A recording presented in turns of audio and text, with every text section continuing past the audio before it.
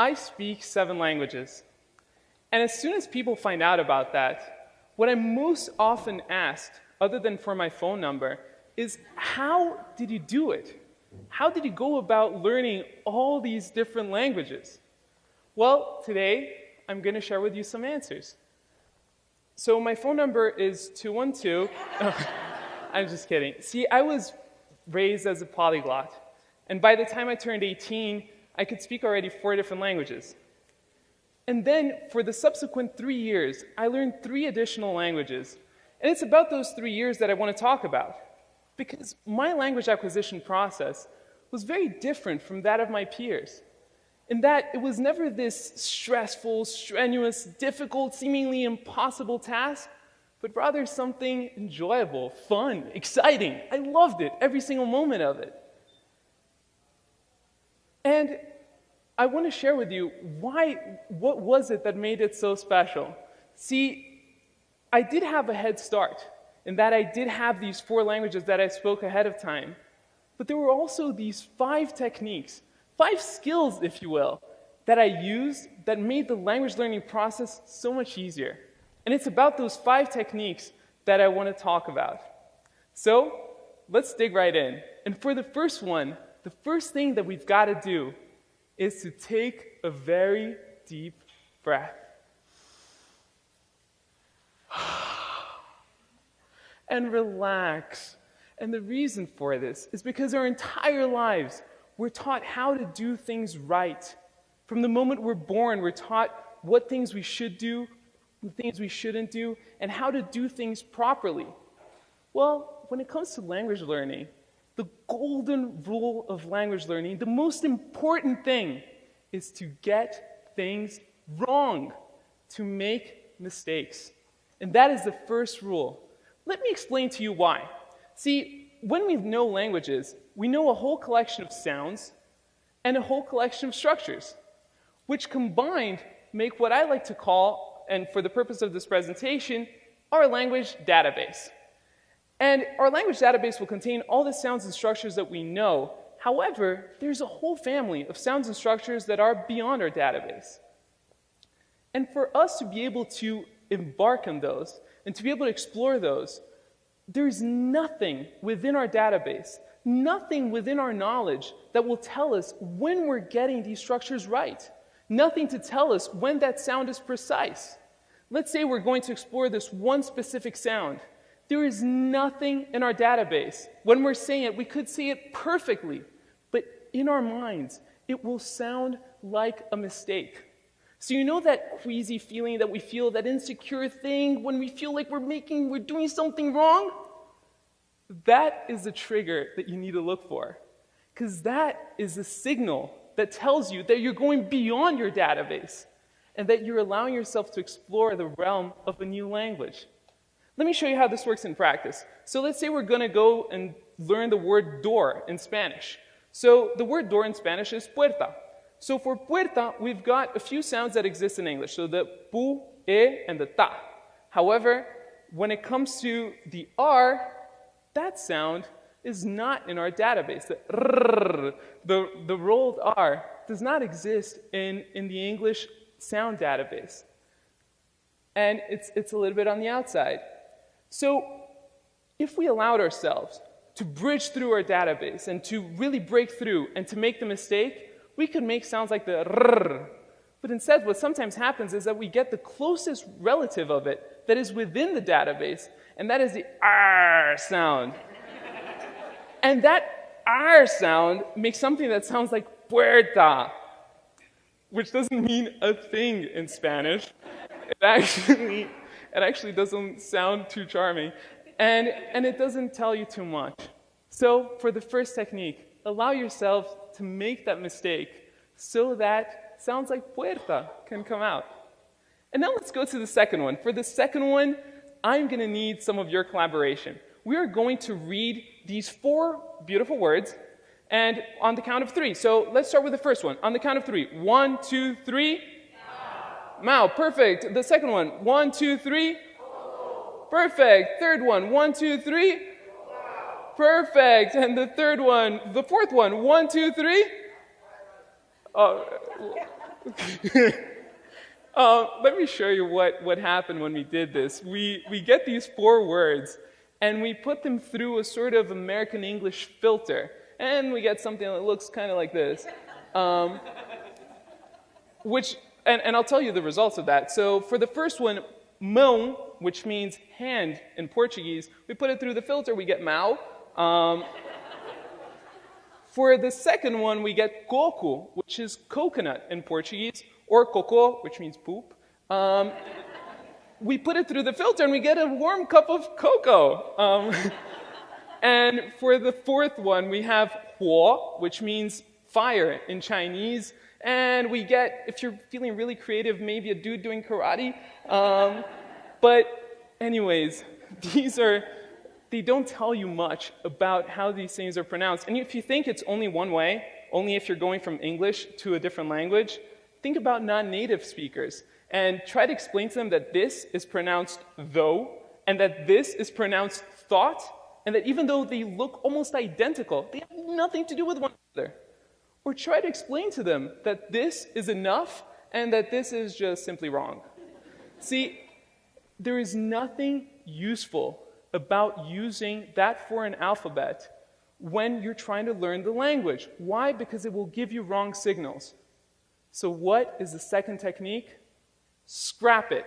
Scrap the foreign alphabet. Let me give you an alternative of how you can go about this. This is a Brazilian currency, and it's spelled like this. So on the count of 3, can we all say the name of this currency? 1, 2, 3. Yeah. We have some people who know the spelling. Yeah, real for the most part. And as useful as this might seem, it doesn't tell you a single thing. And when you're speaking Portuguese, real means nothing.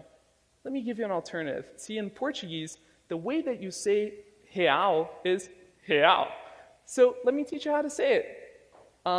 So on the count of 3, let's say he. So it's he, but without the e sound. So 1, 2, 3, he. Perfect. And now let's say ow. It's like ouch, but without the ch sound. So it's ow. 1, 2, 3. Perfect. So he. Ow. He. Ow. He. Ow. Real. Real. Perfect. Now you all sound like passionate Brazilian capitalists. And so why would we go and use something that looks like this, that looks real, when instead you can use something that looks like this and gives you so much more information about how to say something in a foreign language? And that puts us in a really good spot, because at this point, we allowed ourselves to break through our database and to make mistakes, to go into that uncharted territory of a new language. And then we figured out how to take notation in a way that the information is actually meaningful. But then how can we test it? And that's where technique number 3 comes in. Technique number 3 is about finding a stickler. So finding someone who's detail-oriented and who won't let you get away with the mistakes. And more than finding someone who's really that person, the guru for the language, it's more about establishing the right sort of relationship. Relationship with someone where they will correct you. They'll feel comfortable correcting you and making sure that you're getting to that spot you wanted in the language. But at the same time, someone who will encourage you to get things wrong and to make those mistakes in the first place. And sticklers could be your teacher, it could be your tutor, it could be a friend, it could be someone on Skype or Craigslist. It doesn't matter. You can find sticklers all over the place, and with technology, it becomes a lot easier to find them. And then it's time to practice. And for practicing, we've got the 4th technique.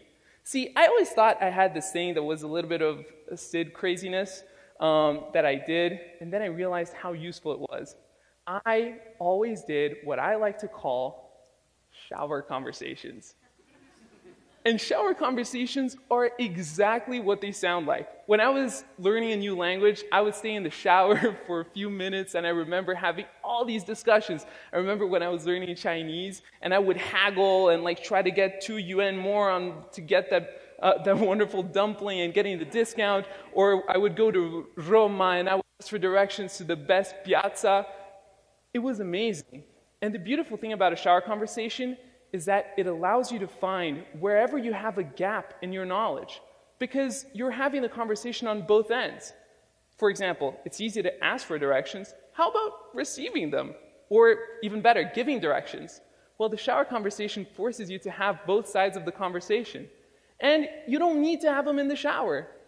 The wonderful thing about them as well is that you can have them anywhere. So you can have them in the shower, in your apartment, walking down the streets, in the subway. And seriously, if you're in the subway, speaking to yourself in a foreign language in New York, you'll fit right in. You're fine. And it's great because you don't depend on anything or anyone to get your practice. And I did this for years, and later on I found out that professional athletes do it too. Michael Phelps is known to visualize every single one of his races several times over before jumping in the water. Worked great for him, and it works great for me too, so it would work for you as well. And now, let's go to using the language, because up to now it's great. We figured out how to do all these things. It puts us in a really good position to use the language. And for that, I recommend you finding a conversation buddy. And to find a conversation buddy, I recommend you follow what I call the buddy formula. And that is a way that you can make sure that your incentives are always aligned to use the new language. So for that is, the target language should be your best language in common. Why? If you're anything like me, you like to learn languages so that you can communicate with more people, so that you can reach out and understand a little bit more about their brains and their hearts. And so if we try to talk to someone in a foreign language that both of us don't do really well when we could be speaking English or whatever language you're more comfortable with as a pair, odds are that you're going to revert to that language that is easier. So I recommend you find someone where your best language in common is your target language. And if you can't find one locally, try technology, or if you can travel, that would be perfect. There's a problem with that, and I realize it, because it's difficult to find someone that fits that profile exactly. Well, I've got good news. And I found that out when I was at work, and one of my colleagues, he's a linguist too, he speaks a ton of languages, and our best language in common was definitely English. Our second best language in common, definitely French. But we always spoke in German to each other in the office. Why was that? It was because there were people in the office who spoke English. There were people in the office who spoke French. But we could talk about Friday and Saturday night in German, and nobody had any idea what we were talking about. So it can also be your best secret language in common. And it becomes such a convenient tool. You can have that with your friends, and you get a sense of privacy in public. No matter where you are, you can have a private conversation. So let's recap. With the first technique, we allow ourselves to break through the barrier of language and to explore the uncharted territory of sounds and structures outside our database. Then with the second one, we learn how to take notes and how to make sure that we can take notes in a way that we can replicate those sounds and structures later. Then we can check the mistakes by finding a stickler.